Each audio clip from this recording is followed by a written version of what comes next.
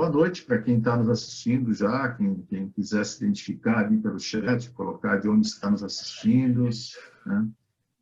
Hoje a gente está fazendo um fechamento do programa Retomada 2020, lembrando que foram 12 webinars e 12 debates de 1 hora cada um, então são 24 horas de conteúdo, que a gente considerou relevante em função do momento que a gente está passando, da pandemia, da crise, da parada na economia ou em diversos setores da economia, tá?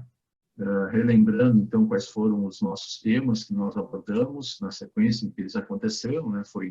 Primeiro foi inovação ágil, fiz a abertura, o empreendedorismo alavancando negócios, depois trabalhamos estabelecendo um mindset de crescimento.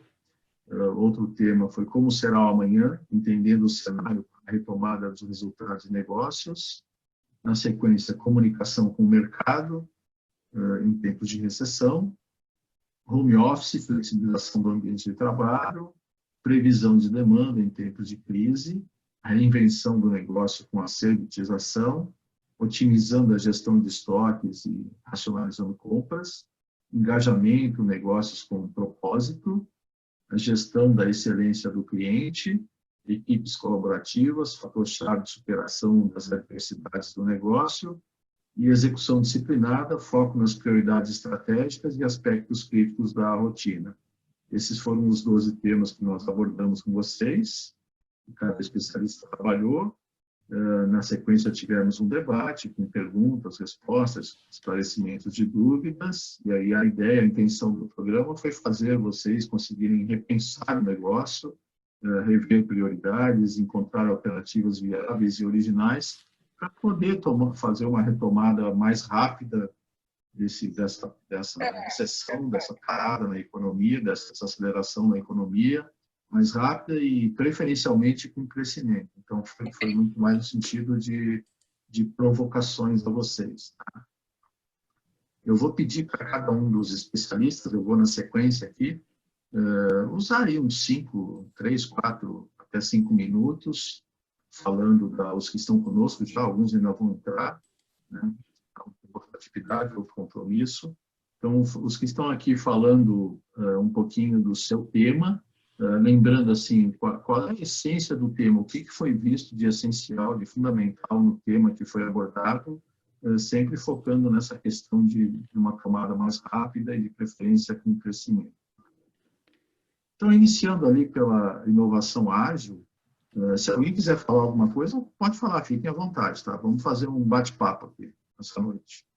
Então, falando do tema inovação ágil, empreendedorismo alavancando negócios, que foi apresentado por mim, o que é essencial no tema ali? O que eu abordei no tema? O conceito de inovação, que é um conceito, por vezes, deturpado, né, no momento que a gente vive, são de diversos especialistas na internet, alguns são especialistas, outros nem tanto. Então, o conceito de inovação, né, foi abordado ali, uma ideia original útil, só lembrando rapidamente, o conceito de empreendedorismo, que está muito associado a essa questão de inovação, da distribuição criativa, novos negócios destruindo negócios já existentes, né, no sentido de reposição desses negócios. Os tipos de inovação que existem, é importante também, se a gente quer trabalhar com inovação, a gente conseguir entender com que tipo de inovação eu estou lidando, então, qual é o escopo da inovação, onde é que ela vai atuar, se é uma inovação de processo, se é uma inovação de produto, se é uma inovação de modelo de negócio, se ela veio como uma inovação de tecnologia, então houve uma inovação de tecnologia que permitiu inovar um processo, inovar um produto, ou inovar um modelo de negócio. Então, esse escopo da inovação. E o impacto efeito dela também, procurando entender se ela é uma inovação incremental ou de sustentação, onde pequenos avanços são feitos em produtos já existentes. Além disso, a inovação radical, que a gente chamou de inovação radical, subdividida em 2 tipos. Né? E aqui existe um erro bem crítico no mercado, que é a inovação de ruptura. Nem todas as inovações radicais são de ruptura. Né? De ruptura é aquela onde você consegue fazer uma inovação de mais baixo custo, de mais baixo preço, para atender um público que não era atendido pelas soluções existentes, porque não tinham acesso, muitas vezes em relação a preço mesmo, capacidade de compra. Tá? Mas ela vai evoluindo em termos de qualidade, em termos de funcionalidade, até que ela acaba fazendo essa disrupção em empresas estabelecidas. E isso seria inovação radical disruptiva. A inovação radical de ruptura, então é um jogo semântico, são bem diferentes, é aquela onde há uma quebra de paradigma. Então, por exemplo, uma TV de tela plana foi uma inovação radical de ruptura. Ela não é uma solução mais barata em relação às soluções que existiam, muito pelo contrário. O lançamento das TVs de tela plana tinha o preço de um automóvel popular. Tá? Então, os três tipos de inovação, de sustentação, incremental, e radical de ruptura ou radical disruptiva. É importante a gente saber com que tipo de inovação a gente está lidando, porque isso vai me levar num caminho melhor nesse processo de inovação. E as áreas de crescimento, como a gente viu hoje em dia, estão muito ligadas a isso, a inovação em serviços, principalmente. Né? Então, fazer inovação em serviços, inclusive transformando alguns produtos em serviços e materializando, como o pessoal diz, produtos em serviços, serviços sob demanda. E eu apresentei um modelo de empreendedorismo, transformando ele num modelo de intraempreendedorismo. Estou admitindo aqui o Luciano, que está chegando conosco. É um modelo de intraempreendedorismo, onde uma das primeiras coisas que a gente precisa fazer é rever o portfólio da organização, rever qual é o próximo produto, qual é o próximo lançamento, qual é a próxima inovação que eu vou fazer, pensando assim, pode ser uma inovação de novo de produto, pode ser uma inovação de modelo de negócio. Então, revendo esse portfólio e fazendo essa inovação com agilidade. O modelo que eu apresentei passa por 3 fases, né? Desenvolvimento tecnológico, desenvolvimento mercadológico e desenvolvimento organizacional. E a gente precisa fazer isso de uma maneira bastante ágil, usando produtos mínimos viáveis, testando rapidamente, pivotando, fazendo mudanças onde for necessário, indo para o mercado de uma maneira ágil. Mais adiante, aí começando a organizar mais esse intraempreendedorismo, que seria como trabalhar um modelo de startup dentro de uma empresa estabelecida. Então, começando a organizar isso para transformar isso num processo mais rotineiro dentro da organização. Basicamente, foi isso que eu trabalhei dentro de inovação ágil com vocês. Né? Em essência, eu diria assim, dá para fazer uma inovação ágil, dependendo do tipo de produto, em no máximo aí 5 meses, se a gente for ágil, se a gente usar métodos, se a gente usar os conceitos que existem, os métodos, as boas práticas que existem, a gente consegue fazer em 5 meses. Dependendo do produto, até em menos tempo. Isso é um prazo médio, um prazo mais ou menos reconhecível. Tá? Então, isso foi que eu trabalhei em inovação ágil. Eu vou pedir para a Elisete agora, vou passar a palavra para ela, falar um pouquinho a essência do tema que ela trabalhou, e foi estabelecendo um mindset de crescimento. Elisete? Ok. No tema, eu tentei deixar bem relevante que a gente precisa sair do mindset fixo, né? Porque é ele que nos deixa preso num paradigma, numa autossabotagem. Então, a gente precisa ter um mindset de crescimento. Um mindset de crescimento que é um modelo mental, é um raciocínio, né? Ele consegue nos dar uma abertura. Eu também coloquei bastante que nessa pandemia a gente tinha que tomar muito cuidado, tem que tomar muito cuidado com as informações que a gente está recebendo e o tipo de informação, né? Porque o que acontece é que a pedagogia do medo, ela está solta, né? Ela tá sendo até imposta pelas mídias, né? As mídias televisivas, principalmente jornais. E a gente precisa tomar muito cuidado com essa contaminação psíquica, porque essas informações negativas, elas vão ativando, né, o nosso raciocínio para a gente não conseguir, para a gente ter medo, né? Então, a crise econômica, tudo isso é um dado de realidade, mas a atitude mental é que faz com que a gente consiga realmente sair, né, dessa emboscada. Também coloquei coisas da crença limitante, que tem muito a ver com a parte dessa contaminação psíquica, né? Então, assim, 3 pontos que eu acho importante até frisar agora, que é, nessa contaminação, a gente pode ter 3 comandos de autossabotagem. que nos leva para esse mindset fixo, né? Você ficar tão contaminado com essas notícias que você pensa que é impossível superar a crise. Né? Essa é dos problemas dessa enxurrada de informações negativas. A outra é que a gente não vai conseguir superar a crise, né? Porque é uma informação atrás da outra dizendo isso para nós até. E, por último, é que não merecemos superar a crise, né? Seria o complexo do vira-lata, né? Onde a gente acaba achando que a gente não merece ficar melhor. A gente tem que realmente ter um mindset de crescimento para a gente realmente fazer aquilo que a gente tem que fazer, né? E usar toda a inteligência. E o que eu também coloquei foi esse propósito, né? Você precisa saber o que você gosta de fazer, né? Porque não adianta você também trabalhar só para ganhar o teu dinheiro. Eu diria que isso envenena muito a mente. Claro que existe um ciclo de vida onde você até vai trabalhar mais pelo teu sustento, mas eu diria que a gente tem que conseguir unir as duas coisas, né? Além de você trabalhar para o teu sustento, você trabalhar para aquilo que você realmente se sente bem, tem que brilhar o teu olho, até porque no meio de todo esse processo que a gente está vivendo, se você tem brilho no olho, você está sendo desafiado a inovar, né? A pensar diferente. Então, o mindset de crescimento, ele também necessita do autoconhecimento, e isso é intransferível, né? Cada vez mais a gente vai precisar desse autoconhecimento para a gente poder superar, né? Não só essa crise, mas qualquer crise que venha, porque essa não vai ser a única, né? E a gente tem que desdramatizar os problemas. Em resumo, foi isso, sair do fixo para o de crescimento, né? Com uma mente positiva, não no sentido ingênuo, né? Mas no sentido de você realmente desenvolver essa abertura para você ultrapassar, né, as barreiras como um desafio. Foi isso em resumo, né? Bacana, obrigado. Eu vou pedir para o Luiz Otávio agora falar um pouquinho da essência do que foi o tema que ele abordou, que foi como será o amanhã, entendendo o cenário para a retomada dos resultados de negócios. Luiz? Vou só compartilhar uma tela.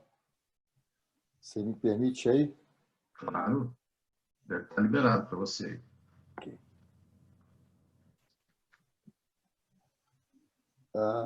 Acho que não. Deixa eu ver aqui.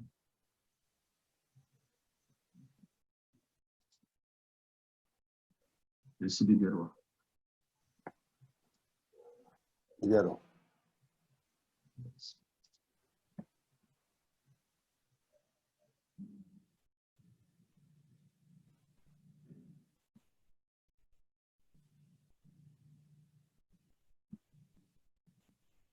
Estamos vendo a tua tela, teu PowerPoint. Agora sim. Deixa eu ver se... Ok. Então, na live, eu apresentei, vamos dizer, o cenário que estava acontecendo, quer dizer, basicamente nós temos 3 grandes etapas: o isolamento social, que em muitas cidades já ocorreu, a retomada dos negócios, tá? O chamado novo normal, okay? Onde no isolamento social a grande questão era como sobreviver com faturamento zero. Tá? Na retomada dos negócios, é como atrair e reter o novo cliente nessa recessão que nós vamos viver. Até que, num determinado ponto, deve chegar a vacina. Eu, particularmente, acredito que isso vai levar, pelo menos, sendo otimista, uns 12 meses. Tá? E depois nós teremos um cenário, vamos dizer, de pós-vacina, tá? Onde é como, vamos dizer, melhorar a rentabilidade dos negócios. Quer dizer, voltar a ter resultado positivo no negócio. E dentro do cenário de incertezas, tá? Vamos dizer, um cenário que ninguém tem experiência de ter navegado, tá? Eu chamava atenção para a importância da equipe, tá? Onde, vamos dizer, quem tem menos do que 55 anos, quer dizer, não tem experiência de ter tocado alguma coisa semelhante, tá? E, então, tinha que ter muita atenção para a equipe, tá? E também, em função disso, ter um cenário ágil. Aí na ocasião, não citei uma frase, por sinal, é uma frase do Lenin, tá? Um comunista de carteirinha, que falou uma coisa que é aplicável ao momento agora, que há décadas em que nada acontece, e há semanas em que décadas acontecem. E foi exatamente o que nós vivemos. E esse cenário vai requerer agilidade, rápida adaptação, de fazer logo, errar rápido e para imediatamente acertar, tá? E isso exige, vamos dizer, o que a gente chama de mentalidade de startup, tá? Quem tem experiência com startup é exatamente isso que se vive numa startup. E também, aproveitando o que foi mencionado pela Elisete, vamos dizer, o mindset requer, vamos dizer, esse modo ágil de fazer a coisa, um plano ágil. Que aí eu me socorri do que falava, vamos dizer, o Jack Welch, o melhor CEO do século passado. Ele dizia que tinha que ter 3 S. O S de simple, de simples, tá? E aí, para quem gosta de filosofia, tem o Schopenhauer, que falava que a simplicidade é o último degrau da sabedoria, tá? Tem que ser small, tem que ser pequeno, quer dizer, um bom é inimigo do ótimo, tá? Tem que fazer logo uma coisa. E, por último, tem que ter o speed, da velocidade, que era muito importante ter velocidade nesse momento, tá? E isso tudo requer, vamos dizer, uma liderança ágil, tá?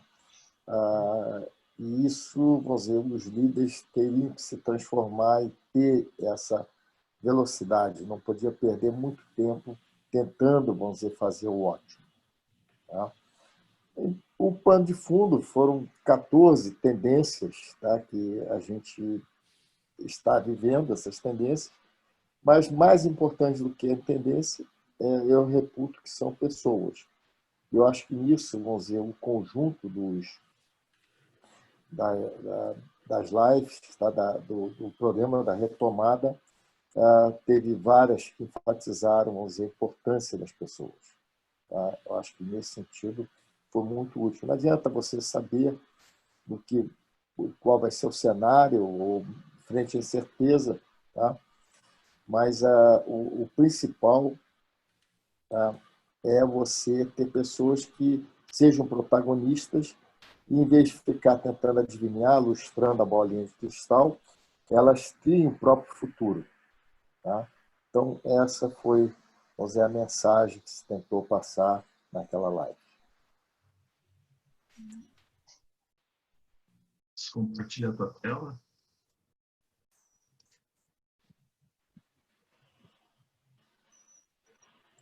Beleza. Eu vou passar agora a palavra para o Panitz, né, porque os outros especialistas ainda não conseguiram estar conosco aqui. Então, o próximo tema é previsão de demanda em tempos de crise. Fala um pouquinho para nós o que é essencial nesse tema que você abordou, Panitz. Bom,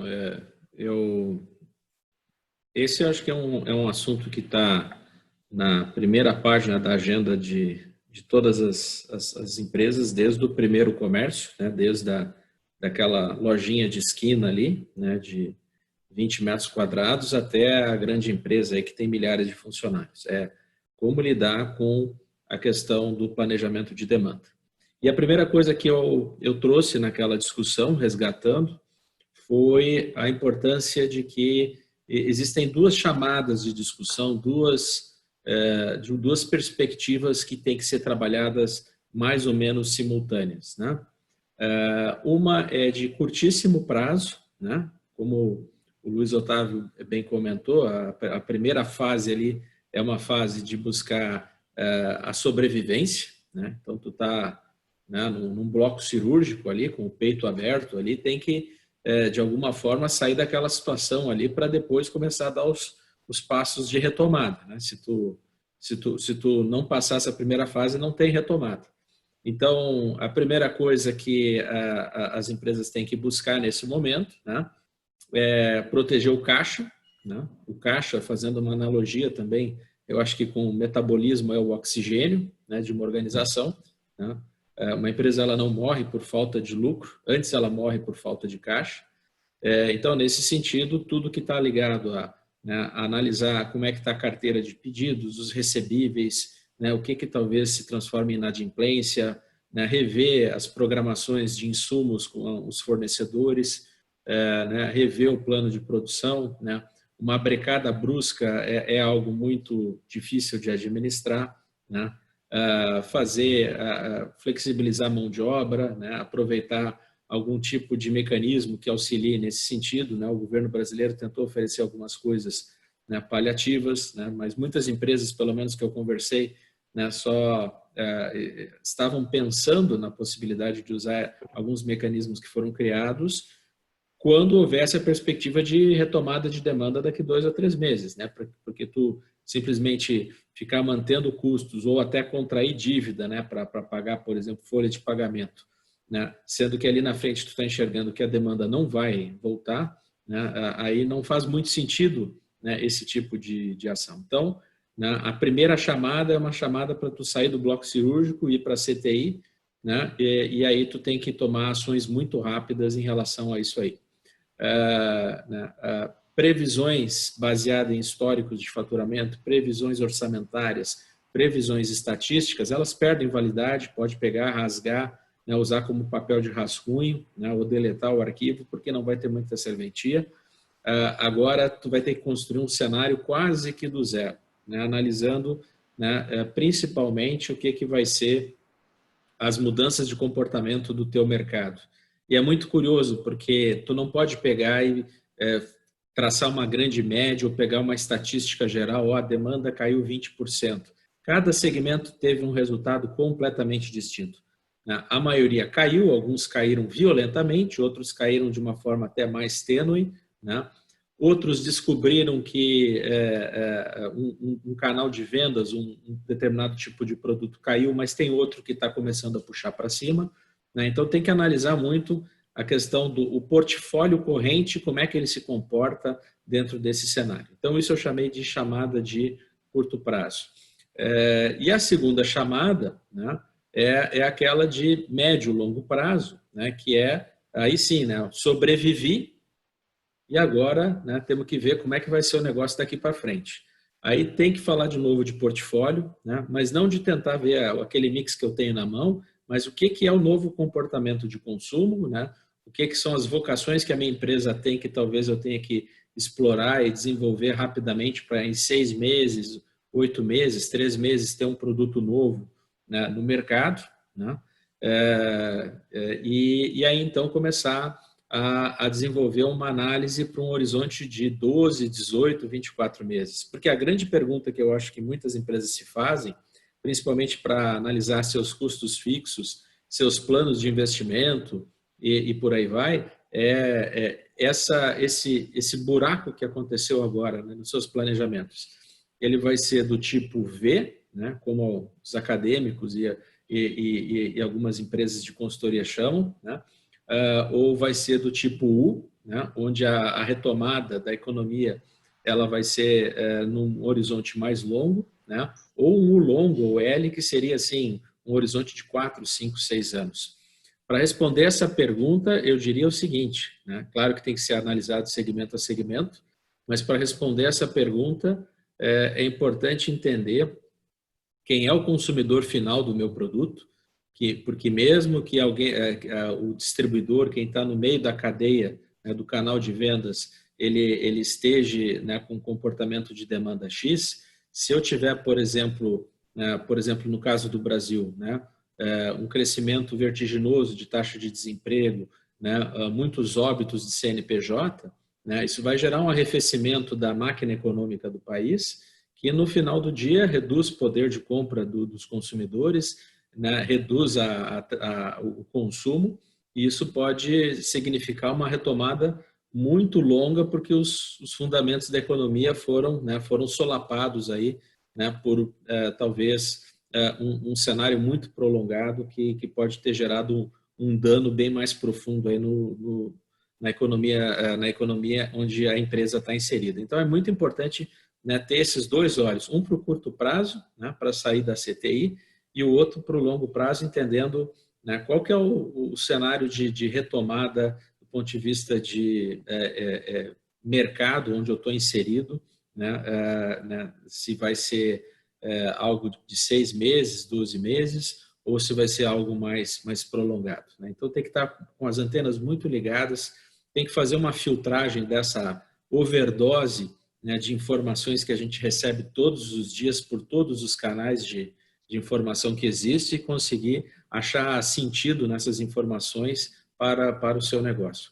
Em essência, essa foi a discussão que a gente teve ali no módulo ali que eu apresentei. Legal, bacana. Trigueiro, agora é com você. O tema foi otimizando a gestão de estoques, racionalizando compras. Pode falar um pouquinho para nós a essência do assunto? Eu vou pegar corroborar um pouco com o que o Panites acabou de dizer. Na realidade, a nossa ideia era mostrar para o pessoal, atualmente, o que é que nós estamos fazendo, como é que nós estamos orientando os nossos clientes com relação a estoque e compras. Em primeiro lugar, eu tenho dito para eles o seguinte, que esquece as informações passadas. Nós estamos trabalhando em regime de incerteza. Por isso que a gente vai ter que trabalhar na informação do dia a dia, né? A informação passada eu posso até utilizar como um balizador comparativo. E logo no início eu procurei mostrar para o pessoal o conceito que nós damos ao que é gerenciamento, né? Quando nós dissemos que gerenciar é transformar informações em ação. Não adianta eu ter simplesmente informações, esse é um simples banco de dados, se eu não souber transformar essas informações em ação. Só que as ações passadas hoje, para os dias de hoje, não estão servindo mais de nada, eu diria, né? Hoje a gente tem que ser rápido na decisão do dia a dia, principalmente nas pequenas e médias organizações, né? Eu até tenho brincado com algumas pessoas aqui, em que eu disse, as nossas empresas agora têm que ser Bolt, fazendo a correlação com o Usain Bolt, né? O homem lá que é rápido. Nossas empresas, ela tem que ser cada vez mais pensar rápido, comunicar rápido, mudar rápido e se desenvolver rápido. Então, a tomada de decisão cada vez tem que ser mais rápida.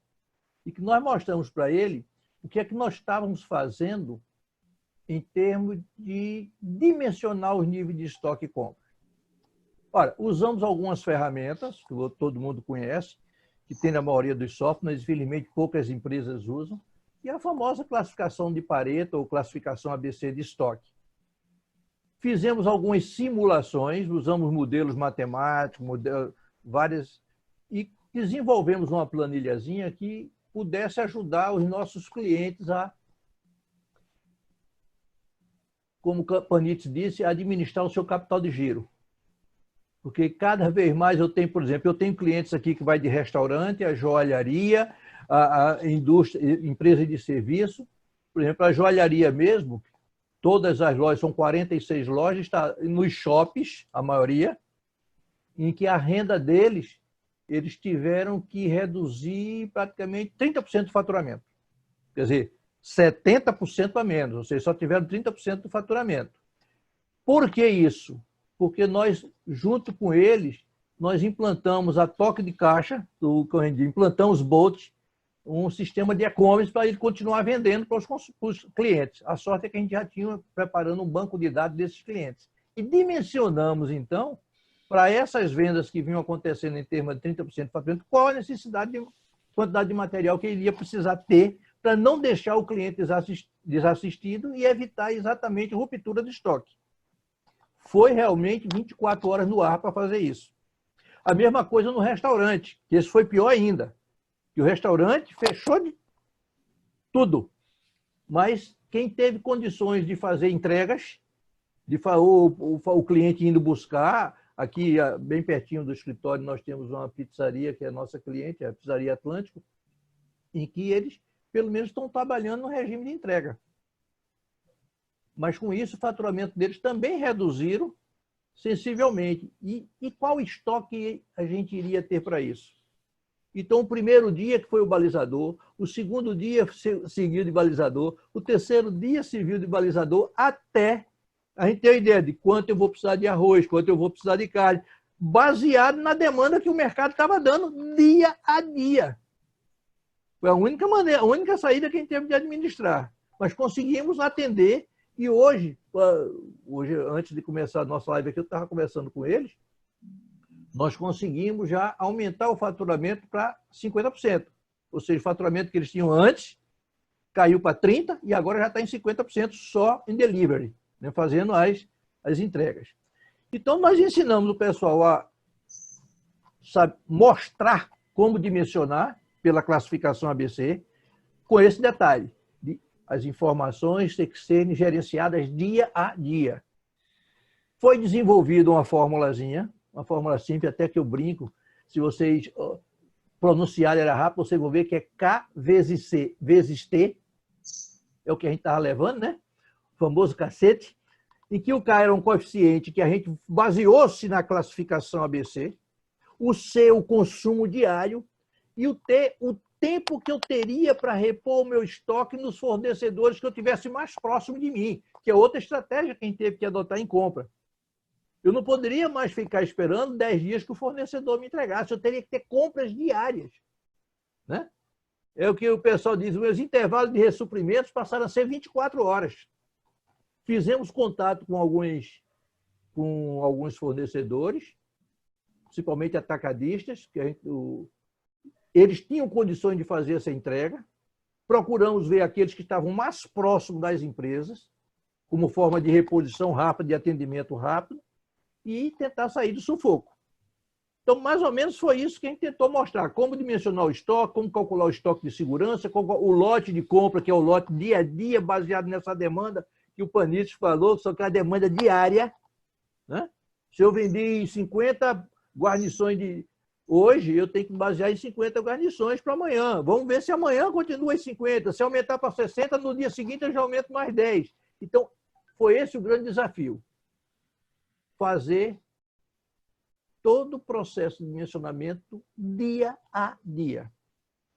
Mais na frente, com a abertura, a gente está sentindo qual é a tendência, a tendência aí da demanda, aí, voltando novamente para o Panizzi, né, que a gente tem muita coisa em conjunto, né?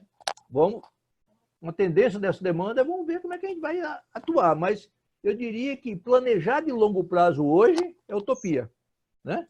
Nós não sabemos o que será amanhã, como dizia o Luiz Otávio aí, e tem a música, né? Como será amanhã? Responda quem puder, já dizia, né?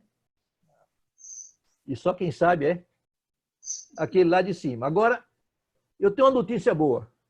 Eu já dei para a Rob essa notícia, né? Pelo menos acho que é boa e vai ser boa para todos nós, né? Um grande laboratório americano realmente descobriu que a hidroxicloroquina é o remédio. Eu estou até me arriscando a dizer esse negócio, mas eu tenho informação em tela, né? A Novartis é o nome do laboratório. O remédio, se administrado nos 2 primeiros dias de sintoma, é o remédio para o que está aí enquanto a vacina não chega. Tanto é que ele está liberando aí 50 milhões de doses para o mundo todo.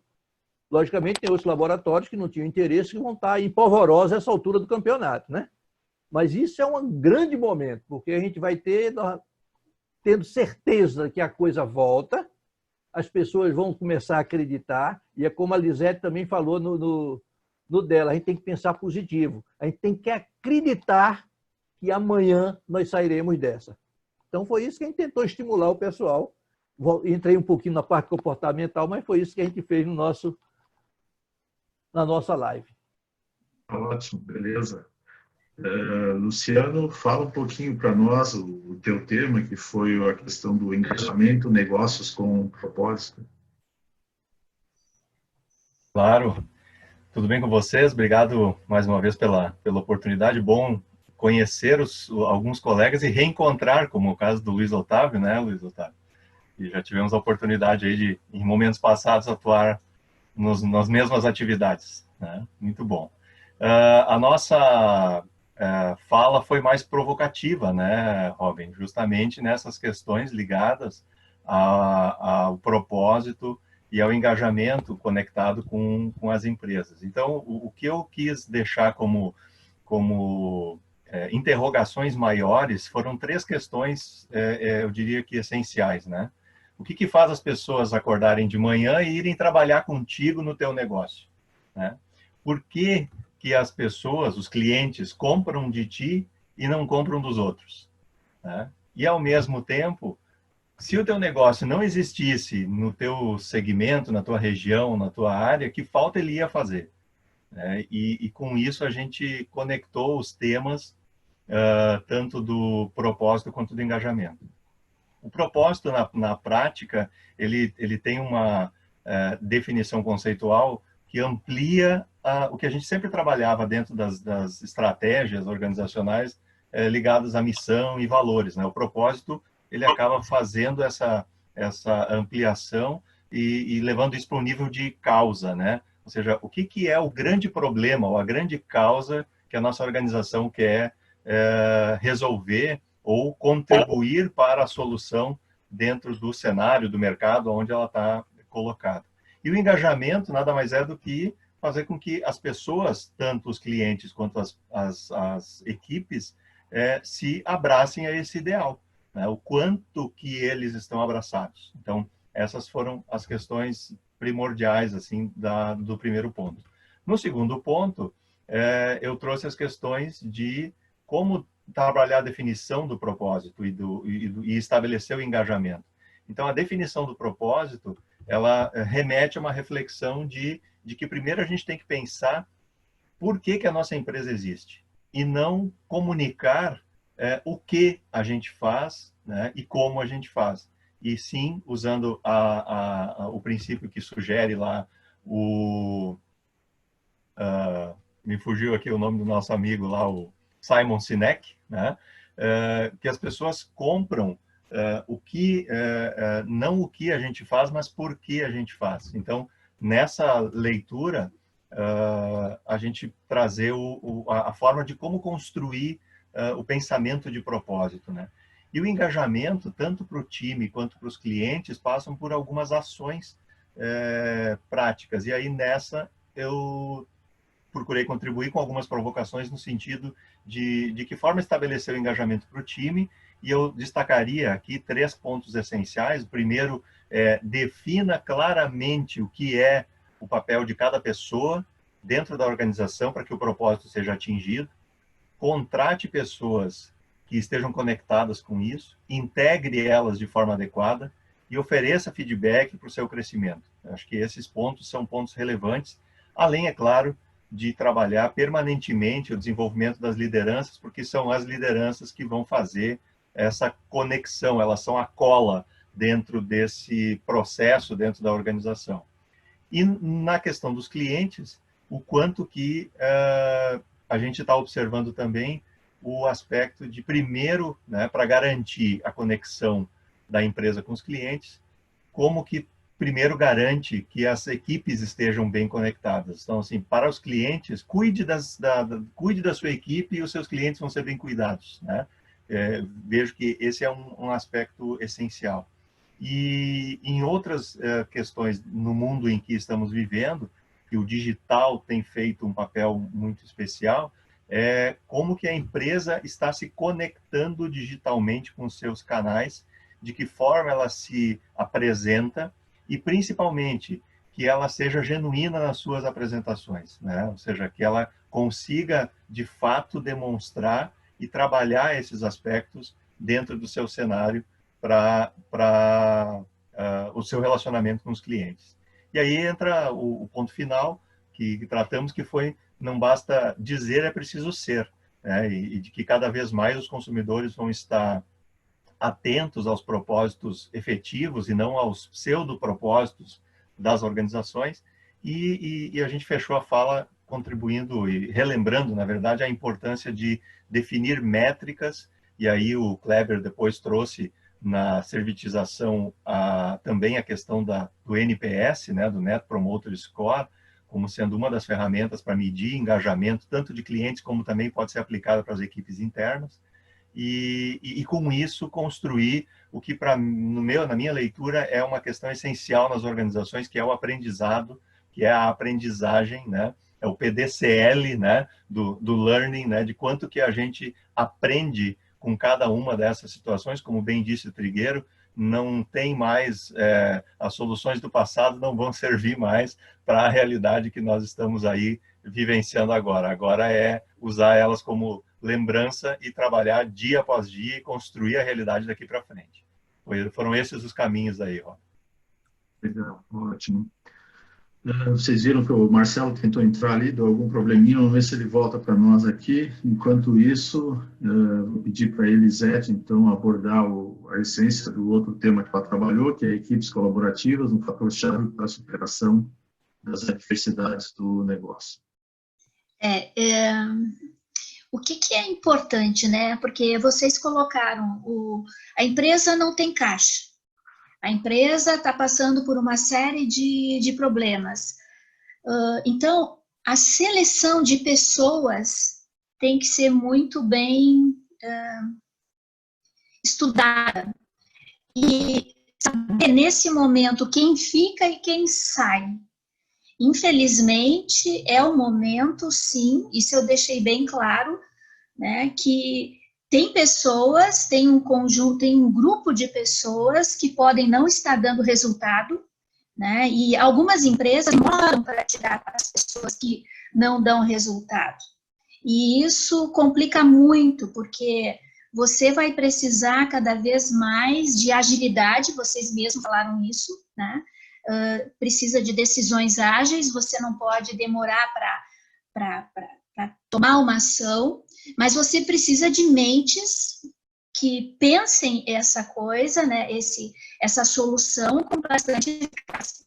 Então, a primeira coisa, e a cultura, né, porque aí vem muito a cultura organizacional. A cultura organizacional não pode permitir que pessoas não engajadas continuem no processo. Porque a gente precisa de lideranças colaborativas.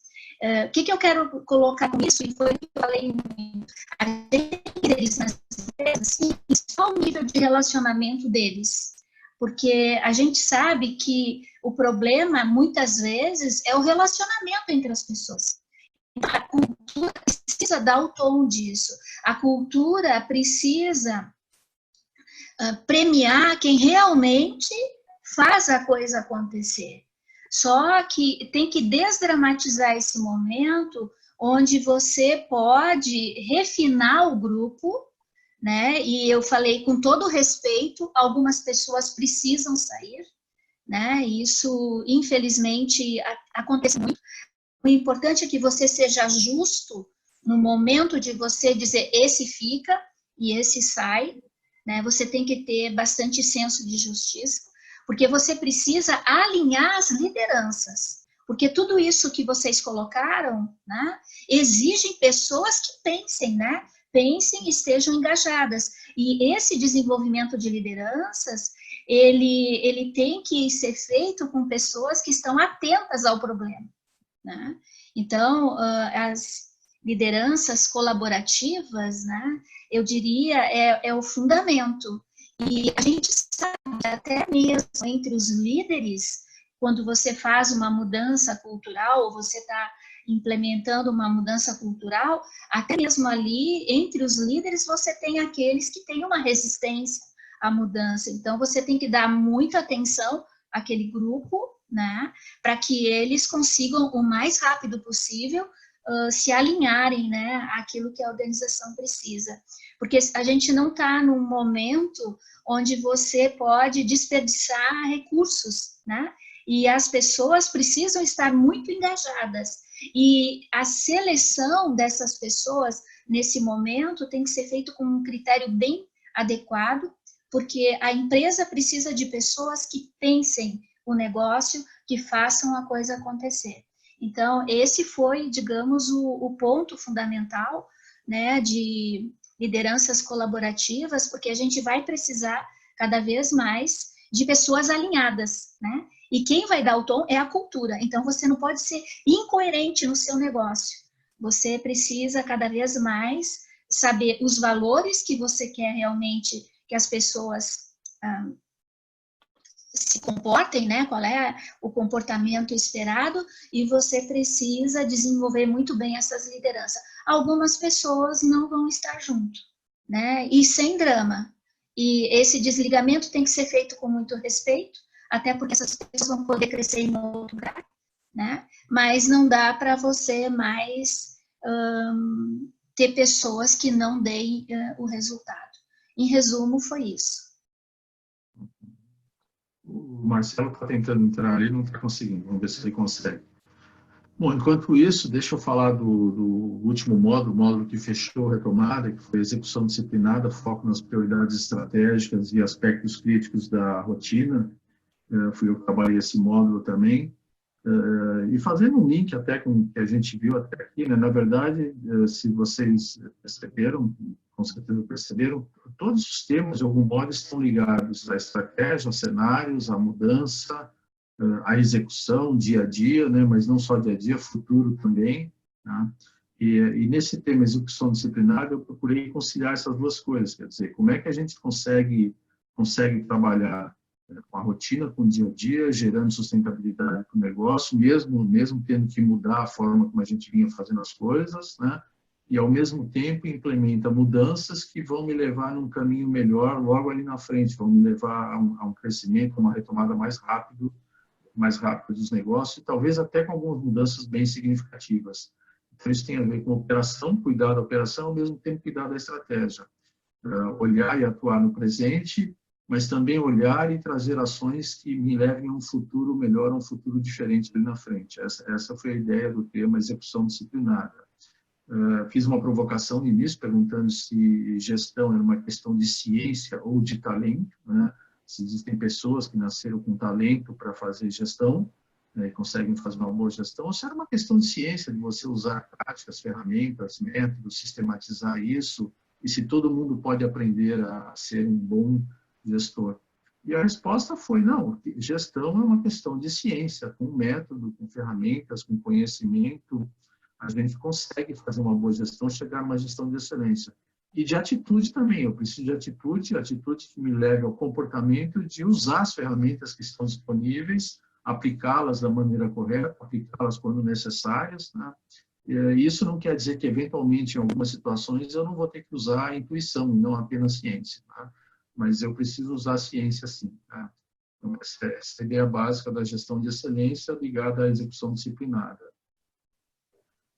Eu trouxe uma ferramenta para vocês, trouxe um modelo e uma ferramenta para vocês, o modelo das 4 disciplinas da execução, onde a gente consegue, através dessas 4 disciplinas, com um comportamento, né, adequado, persistente, colocar a estratégia para funcionar no dia a dia, alinhar a rotina pela estratégia. Quais são as 4 disciplinas? Resumidamente, rapidamente. A primeira delas é foco no que os autores do modelo chamam de metas crucialmente importantes. Então, aquilo que é crítico, aquilo que é estratégico para a organização, aquela 1 ou 2 metas no máximo que cada área, cada gestor vai ter para trabalhar estrategicamente. E alguns talvez nem tenham metas estratégicas, eles só têm que fazer o que precisa ser feito na rotina, no dia a dia, não vão fazer mudança alguma. Então, a primeira disciplina é foco. A segunda disciplina é trabalhar com métricas, medidas, indicadores de direção, que me mostrem se eu estou no caminho certo, e não apenas indicadores de resultado. A terceira disciplina é a questão do engajamento, e isso passa por dar informação para as pessoas, por mostrar para elas como é que estão as métricas, como é que está o desempenho da organização em relação ao que foi planejado. E a quarta disciplina, que é o que faz a coisa acontecer de fato, segundo os autores do modelo, e não é um modelo teórico, como eles falaram, é um modelo que foi experimentado em mais de uma centena de empresas e vem funcionando bastante bem, é você promover uma cadência de responsabilidade, ou seja, promover reuniões semanais, rápidas, ágeis, de no máximo 1 hora aí, olhando para as metas crucialmente importantes. Se a gente está no caminho certo, ok, beleza, vamos em frente. Se a gente não está conseguindo fazer o que está planejado, muda-se o rumo, muda-se o roteiro, muda-se a forma de fazer as coisas, mas de uma maneira bem ágil, de uma maneira rápida, dentro dessa 1 semana, né? E até com uma frequência maior, diário, se for o caso. Tá? E como garantir essa visão sistêmica do negócio dentro da minha área de atuação, da minha área de autoridade e responsabilidade? Aí eu trouxe uma ferramenta que é a questão dos Canvas, uma ferramenta visual, tem sido bastante usada, inclusive nesse século. Existem diversos Canvas no mercado, né? Eu propus o Canvas do modelo de gestão, Management Model Canvas, onde a gente consegue, focalizando quais são os objetivos estratégicos para os quais eu devo me comprometer, eu vou executar, eu vou realizar a mudança como gestor, junto com a equipe, quais são os objetivos estratégicos para os quais eu vou colaborar com alguma outra área, né? Quais são as métricas estratégicas, que a gente chamou de KPIs, Key Performance Indicators, quais são as iniciativas estratégicas associadas a esses objetivos e métricas, e projetos e planos derivados, e qual é o investimento necessário, onde houver o investimento necessário. Então, esse seria o lado estratégico do Canvas. E, do outro lado, qual é a área, quais são os processos que eu executo, que produtos eu gero, para que clientes, que insumos eu preciso, quem me fornece isso, quais são as métricas operacionais, quais são os processos críticos, os subprocessos críticos, quais são as atividades e recursos críticos para os quais eu devo dar atenção, e o que é crítico do ponto de vista de operação. Aquilo que historicamente falha, eu não consegui resolver, aquilo que não pode falhar, se falhar eu vou ter um grande prejuízo, eu vou causar um grande dano para o negócio, para o cliente, né? Então isso é crítico. Ou aquele processo que é crítico do ponto de vista estratégico, eu tenho que fazer uma mudança naquele processo se eu quiser realizar a minha estratégia. Então esse seria é a forma da gente entender o que é crítico. Tá? É o orçamento que eu tenho que trabalhar no dia a dia, né? E do lado mais direito do Canvas ali, para quem lembra, quais são os resultados estratégicos operacionais que eu devo buscar no sentido mais qualitativo e não tanto em termos de métricas, e o que eu trago de benefício, o que eu agrego de valor para a empresa. Eu trago receitas, se eu sou uma área que tem condições de gerar receitas, a maioria das áreas não faz isso, ou se eu consigo trabalhar numa redução de custos, numa melhoria de custos. Tá? Isso vai fazer sobrar mais dinheiro no final e, portanto, reinvestir no negócio, mudanças, etc. Então, essa foi a essência da execução disciplinar. Trabalhar com o modelo das 4 disciplinas para fazer com que a estratégia aconteça no dia a dia, que é a grande dificuldade, quem trabalha com planejamento estratégico, sabe que planejar estrategicamente o negócio não é difícil, é até gostoso, a gente faz.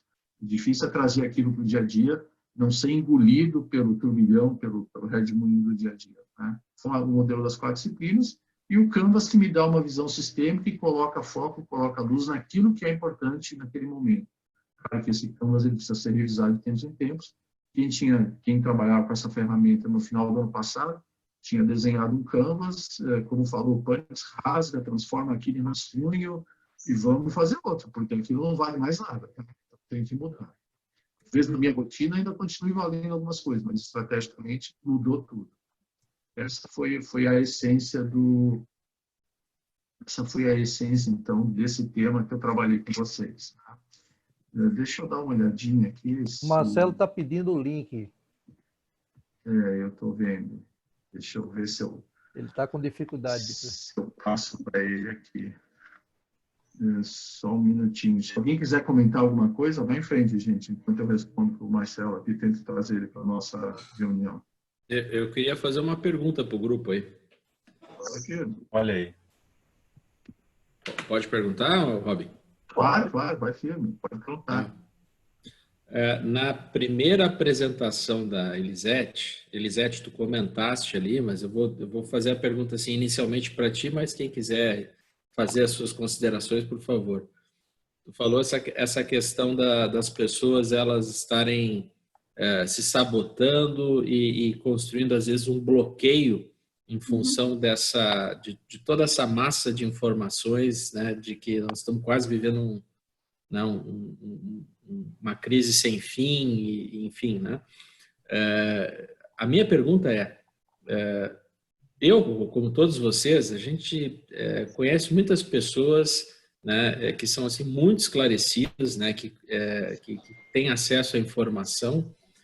Ao que tu atribui o fato de mesmo as pessoas tendo um bom acesso à informação, uma boa capacidade de discernimento das coisas, elas mesmo assim construírem bloqueios tão fortes que acabam fazendo elas enxergarem o cenário atual de uma forma mais assim sombria, né, e pessimista do que talvez ele seja, até para sair dessa imobilidade e ir para a ação, né? Sim. A gente tem que levar em consideração, Panis, a inteligência emocional e a agilidade emocional que a pessoa pode ter para mudar um jeito de significar a coisa, né? Então, a pessoa pode ser muito inteligente, a pessoa pode ter muita competência técnica, mas ela pode colapsar quando entra o processo emocional, né? E aí depende muito também da história de vida de cada um, porque na história de vida a gente tem alguns pontos que podem ser acionados nesse momento também, onde a pessoa está sendo desafiada, né? Mas a inteligência técnica, ela não substitui a inteligência emocional, né? E nem a agilidade emocional. Então, eu diria que é por aí. Eu diria que tem uma sobreposição. Tem um som aí no... Marcelo, tudo bem? Bem-vindo à reunião. Acho que você está com uma TV ligada aí do lado. Está todo mundo te ouvindo aqui, tá? Deixa eu baixar essa TV aqui. Deixa eu botar no mute aqui. Não. Não, mas pode abrir teu microfone. Eu até vou pedir para você falar rapidamente assim a essência do tema que você abordou para nós, que foi comunicação com o mercado em tempos de recessão. Está me ouvindo? Abre teu microfone. Você fechou teu microfone. É que ele está se reposicionando, Robin. Isso. Uhum. Eu tava na sala e aí, enfim. Como os microfones estão todos abertos, a gente ouve tudo. Mas desculpe. Eu ouvi. Sei que ele não estava numa reunião ministerial, né? Não, eu estava ouvindo todos vocês, mas vocês não me viam, nem me ouviam. Eu estava muito, muito atento aí aos temas todos. Eu te pedi falar um pouquinho do teu tema, né? Comunicação com o mercado em tempos de recessão. Isso. Comunicação é um tema que todo mundo entende, né? É um tema e é um tema da nossa vida. A gente se comunica a partir do 6º mês de gestação. A gente já estabelece contato com a mãe, né? Depois com os outros, com o pai. A gente responde a estímulo. Então, comunicação está se confunde com o nosso ser, né? E legitimamente todo mundo supõe que entende mesmo, e entende, né? Tanto é que a gente sobrevive, cresce, trabalha, faz profissão, tudo contando com essa ferramenta, com esse instrumento, né? Mas isso não significa que não seja complexa, né? E ainda mais hoje, né? Hoje a comunicação, digamos assim, ela para as empresas, que é o nosso alvo aqui são as empresas, são as organizações, né? Não é necessariamente a comunicação comigo, eu com a minha mulher, com meu filho, né? Essa é muito importante também, mas a das organizações e as organizações estão que nem as torres gêmeas do 11 de setembro, estão sob ataque, né? Sob ataque de uma crise aí imensa, né? De posição, crítica de futuro, crítica né? E geralmente nesses processos a comunicação fraqueja, né? Porque as pessoas acabam operando essa comunicação como podem, né? os líderes operam como podem, os gestores operam como podem, e, em geral, os funcionários são o receptor, né, de tudo isso, né? Especialmente nas organizações mais hierárquicas, né, top-down, né? Nas organizações mais flexíveis, como é o caso das organizações de serviço, onde tem o nível humano é muito intenso, né? As organizações são intensivas em gente, né? E isso ainda é mais crítico, né? A comunicação do líder com a equipe, né? Se torna ainda mais crítica porque são as pessoas que entregam as coisas, né? Na fábrica, tu fabrica em São Bernardo uma lata de Nescau e vende lá na Vila Conceição, lá, enfim, vende lá nos supermercados, né? Então, a produção está desconectada da entrega, né? Nas empresas de serviço, a comunicação ela está inteiramente vinculada ao processo, né? Ao processo tanto de relacionamento interno quanto com relação ao cliente. Né? Então, eu estou dizendo tudo isso, parece que eu estou aqui viajando num tema, né? Me escapando dessa pergunta, né? O que fazer, né?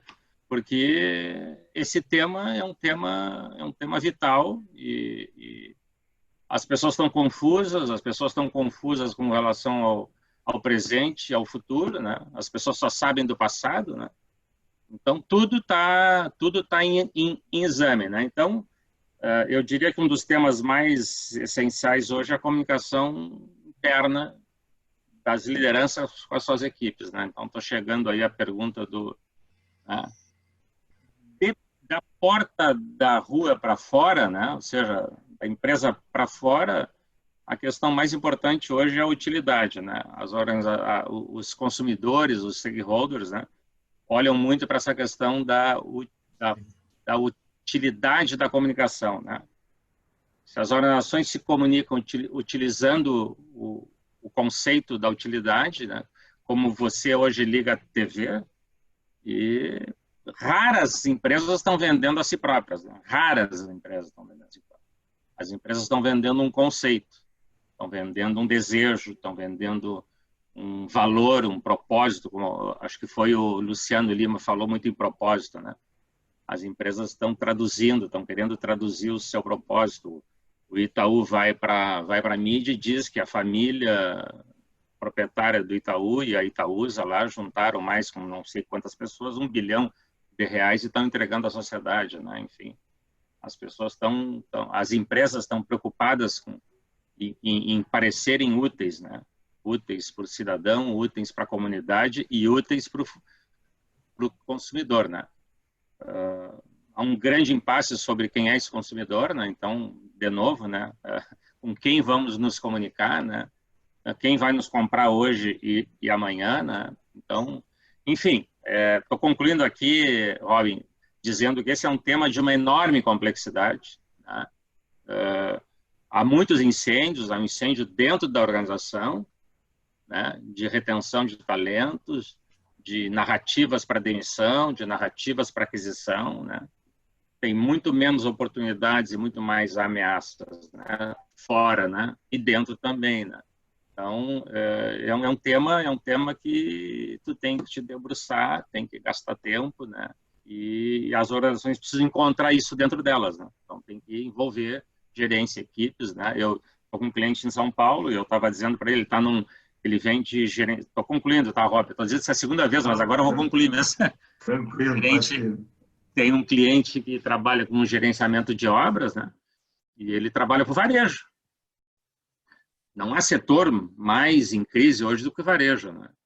Ele trabalha com pontos de venda offline, né? Não online, não com e-commerce, com gente que quer botar loja em shopping, gente que precisa fazer reforma de loja, né? E eu estava dizendo para ele, né? Ele está com as equipes todas remotas em casa, né? Com a sorte que ele tem, imensa sorte não existe, né? Mas entre aspas aqui, ele tem funcionários, a maior parte CNPJ, né? Nota fiscal. E isso é uma bem-aventurança que ele tem. E eu disse para ele, envolve a tua equipe para encontrar caminhos, né? Chama eles, bota eles em rede virtual e convoca eles a pensar junto contigo outras utilidades para a tua trajetória, né? Então, nas empresas de serviços é possível. Na fábrica, onde tu tem um funcionário com nível instrucional muito baixo, isso é mais complicado, né? Ele sabe fazer aquilo, ele mexe em produto, faz setup, troca ferramenta, né? Move coisas, né? Ele é muito braço ali, né? Então, as fábricas estão sofrendo muito. Nas empresas de serviço e varejo, mas especialmente em serviço, né? Isso é uma coisa mais viável. Então, eu agradeço aí a atenção de vocês, aí estou à disposição e quero ouvir vocês também aí sobre esses temas aí. Ótimo. Bom, gente, a gente está praticamente chegando ao fim, até já estourou um pouquinho o prazo que a gente previu, que era 1 hora, mas é tranquilo, como eu falei, a gente está aqui mais num bate-papo, né, procurando destacar a essência daquilo que a gente discutiu nesse programa Retomada, para ajudar empresários, empreendedores, donos de negócios, pequenos, médios, grandes, a repensarem, a refletirem sobre os seus próprios negócios, né? Esse conteúdo, são os 12 webinários, 12 debates, ele está disponível, vai ficar disponível no canal Inteligente ABR, na Inteligente com 2 R's, no YouTube, então fica à disposição para quem quiser assistir, quem quiser rever, quem quiser compartilhar com quem acredita que pode se beneficiar com ele também, né? Eu quero lembrar vocês que existe a possibilidade de contratarem mentoria com qualquer um dos especialistas aqui, então alguém que, olha, gostei daquele tema, eu preciso aprofundar aquilo, eu ainda não entendi bem como fazer, preciso de ajuda, procurem ajuda, a gente está aqui para ajudar, né? Vocês podem entrar em contato conosco diretamente, através do e-mail retomada2020@inteligente.com.br, ou diretamente com cada um dos especialistas, no final de cada apresentação, tem o e-mail deles, tem o telefone deles também, e negociem direto, tá?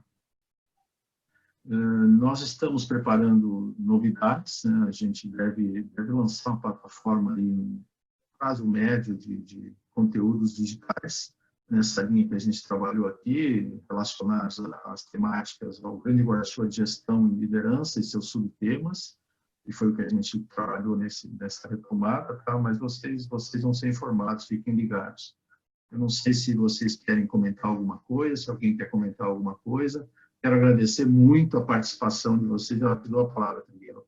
Quero agradecer muito a participação de vocês, a disponibilidade de vocês, o empenho de vocês. Eu sei que muitos estudaram bastante para preparar o material, para trazer alguma coisa realmente útil, né, para as pessoas, para contribuir nesse momento que a gente está vivendo aí. E é o que a gente pode fazer, né, o que a gente tem que fazer. É um momento também de bastante solidariedade. Então, de novo, eu agradeço muito a participação de vocês e a gente vai continuar junto. Trigueiro, depois o Luiz Otávio, cada um fala um pouquinho aí. Vamos lá, Trigueiro. Mais uma sugestão, é você manter esse nosso grupo ali conectado, através do, né, nosso meio de comunicação, para poder a gente não perder os contatos, é fundamental.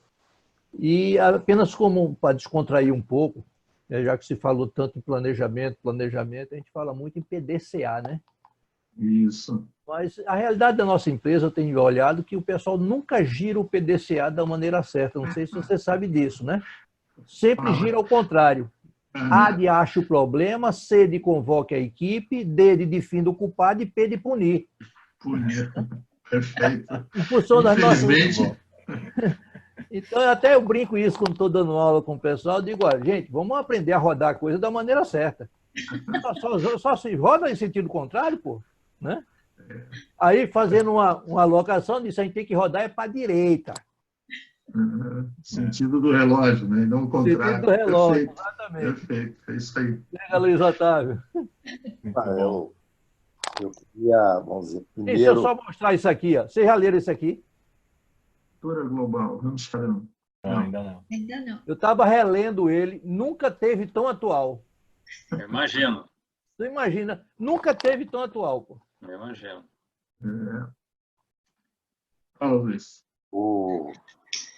Eu acho que, antes de mais nada, dar os parabéns a você pela ideia, por reunir uma equipe tão boa. Tá? eu recebi, vamos dizer, de vários amigos, vamos dizer, um feedback extremamente positivo de vários lives que eles assistiram, tá?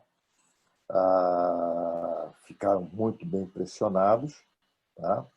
E muita gente, vamos dizer, depois pegou os vídeos e assistiram depois, tá? Porque, vamos dizer, o horário, alguns me reclamaram do horário, pediram que fosse ou mais cedo ou mais tarde, tá? Que aí eles poderiam ter assistido ao vivo, tá? Mas muita gente assistiu, me comentou e ficou muito bem impressionado, somente pela qualidade do time que estava apresentando, tá? E tudo, vamos dizer, também um outro feedback que eu tive é que todos viram, vamos dizer, perceberam a praticidade do que estava sendo colocado, o pragmatismo, tá? E, vamos dizer, a parte teórica, vamos dizer, estava, vamos dizer, em segundo plano, que o maior enfoque foi na parte prática. Então, foi isso que o pessoal também gostou e que servia para qualquer tipo de empresa. Então, eu queria dar os parabéns a você e a toda a equipe, tá? A você pela ideia, por ter arregimentado, motivado toda essa equipe para fazer esse trabalho. Está todo mundo de parabéns. Eu acho que, realmente, agora a ideia é não perder esse potencial de fazer alguma coisa, tá? Não sei se vai ser hoje que vai debater essas ideias ou no outro dia. Fiquem ligados, eu vou encerrar daqui a pouco o streaming, a live no YouTube, né? Mas a gente bate um papo ainda aqui. Ok. Alguém quer falar mais alguma coisa? Eu vou fazer um comentário rápido aí. De novo, peço desculpa por ter me atrasado, enfim, coisas da vida aí. Tem uma oferta muito grande hoje de conhecimento em lives, em aulas, em streaming, em áudio, enfim. Uma oferta infindável, né? Eu recebo diariamente no LinkedIn e muitos avisos, né? Enfim.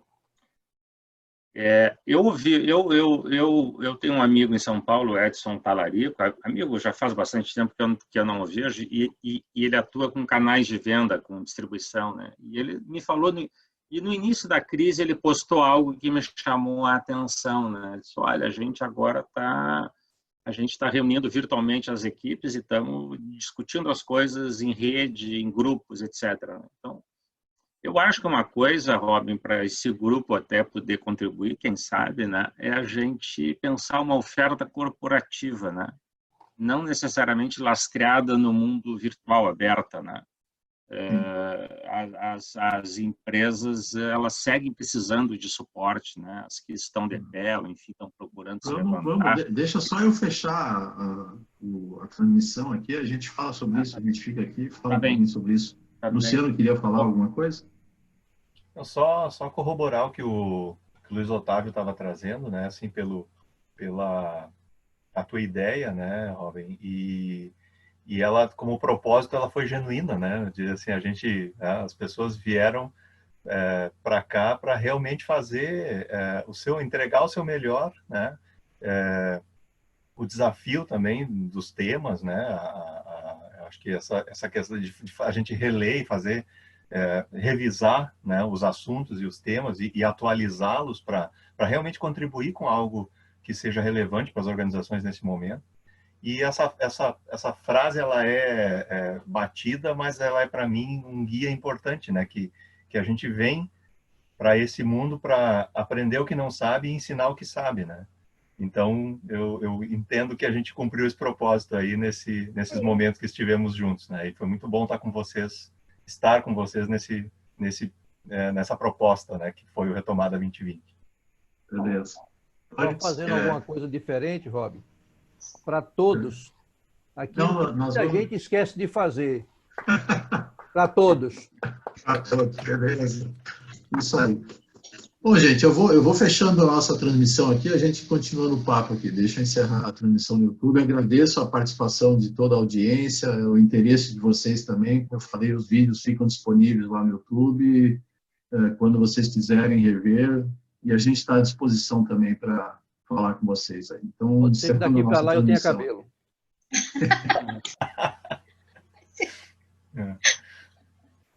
Eu sou brincalhão, viu? Muito bom. É bom. Mas tem que ser. Tem que ser. Isso é muito bom.